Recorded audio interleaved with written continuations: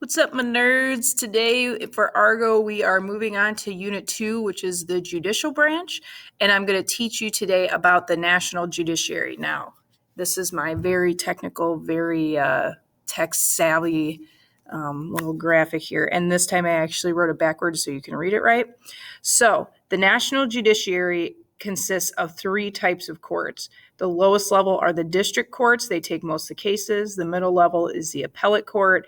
And then at the top is the SCOTUS, or the Supreme Court of the United States. So for Chapter 11, we're going to be talking about district courts and appellate courts. Chapter 12 is when we'll talk about the Supreme Court. Okay. If you want to pause it and definitely write that down and make a drawing of this, this will definitely help you remember how the court system at the national level is created. If you haven't gotten your notes out yet, I would definitely get those out as well. All right.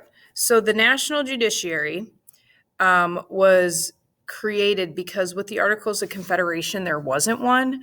And once we created the actual good Constitution and that form of government, Alexander Hamilton basically argued we need a national court. Someone needs to interpret the laws and define the Constitution in case we have some problems or questions about it, because the Constitution is not very long. It's very vague and open for interpretation. So they definitely needed someone who could take care of things like that in an unbiased way.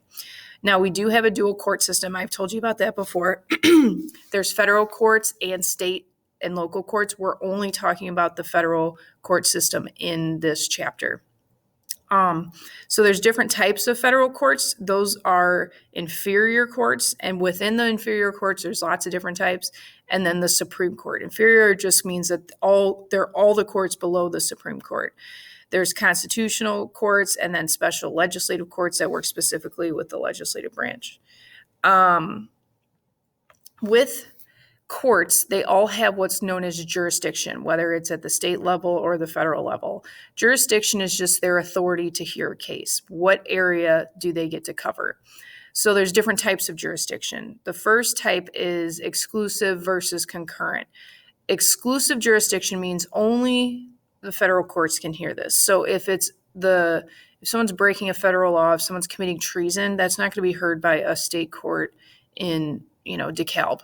That's only heard by federal courts. If it's concurrent, that could be heard by the state courts and the federal courts. So if someone was convicted of murder in Illinois, okay, that would be a state crime, but they felt like they were convicted wrongly, they can appeal it to the federal level if they wanted to.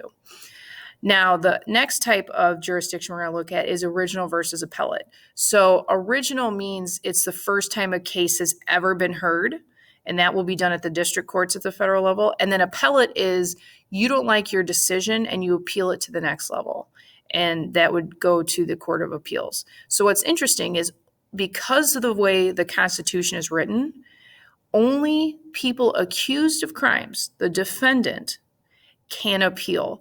If the government doesn't like the decision, they cannot appeal it to the next level. That's known as double jeopardy. You can't be tried for the same crime twice. That's in the Fifth Amendment. So how do you get appointed to be a national judge, a federal judge? The president. The president nominates them, and they have to get it approved by Senate. Now, the terms of the judges at the national level, they get to serve for life. Now, some of the special court judges or the appellate judges only get 15 or 8 years to serve, but the rest of the judges, they get to serve for life. And they do this because this way they get more experience, they get more expertise, and they will become better over time, and they won't have to worry about getting a lot of stuff done because their time's almost up. And they don't have to worry about elections. They're appointed because if you worry about elections, you have to make lots of promises to the voters and then keep those. And they don't want the judges to make promises to the voters because they want the judges to make decisions solely based on the law versus making decisions on promises they made. Now, inferior courts, first we're going to talk about the district courts. So that was the bottom one. I showed you on here. We're going to talk about the bottom one. So the district courts, there's 94 of them total. They take about 80% of the federal caseload. So, everybody thinks the Supreme Court takes all these cases. They barely take any cases. Most of them are going to be heard at the district level. Federal judicial districts, there's 89 in the United States and then 5 in our territories. And some states get more than one court. I'm guessing that you could probably figure out which states would probably get more than one. You said California, Florida, New York, Texas, those are all good guesses, even Illinois. And you'd be right because they're more populated. They need more. Their jurisdiction, they have original jurisdiction. They hear the case for the very first time. And there's 2 types of cases they hear. They hear criminal cases and they hear civil cases. So criminal cases, you're being charged with a federal crime. Civil cases are non-criminal cases and disputes like bankruptcy, tax disputes, civil rights, labor relations. What do you think the number one crime is in the United States that's heard? The answer is burglary, theft. How about civil case? What do you think the number one civil case is heard in the United States? And the answer is divorce. So let's see how you did on that one.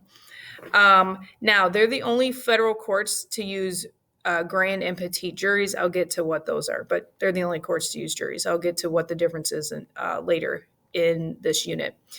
Appellate courts are the one in the middle. There are 12 total in the United States. They are the gatekeepers to relieve the Supreme Court from getting too many appeals. They each get 3 judges and 1 Supreme Court justice to watch over it. So the Supreme Court justice isn't there with them, but we'll check in on them every now and then. And it's just a panel.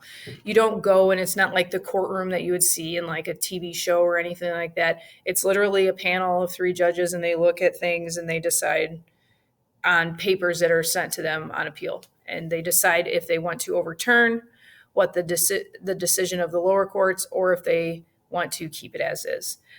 Their only jurisdiction is appellate. They never, ever hear cases for the first time. They only hear cases that have been appealed to them. And most decisions are actually final. They, like I said, they're like the gatekeepers to the Supreme Court. Most decisions just stay there and are final. So if you look at this last map, this shows you the circuits. There's 12 circuits in the appellate court, and you can see where they are. So we're in Circuit 7, and that covers Wisconsin, us, and Indiana. So every other one, this is kind of crazy. It kind of looks like it could be like Pan Am or something. But we are Circuit 7. So I'm going out with that on you. I'll see you guys later.